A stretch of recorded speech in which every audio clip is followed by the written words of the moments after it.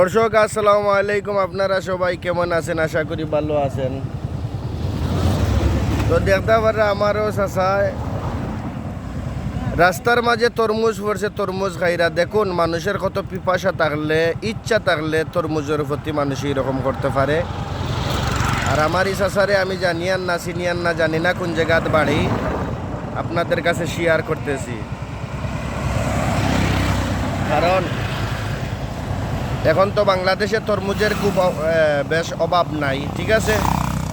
আর আমার এই চাষার ইচ্ছাটা কতটুকু থাকলে তরমুজ রাস্তার থেকে তুলাইয়া খাইতে পারেন। এই যে দেখুন, রাস্তার মাঝে পড়ছে তরমুজ, এই তরমুজটা বইয়া বইয়া আমার চাষায় খাইরা। দেখুন কত ধরনের পাগল আছে এই পৃথিবীর বুকে।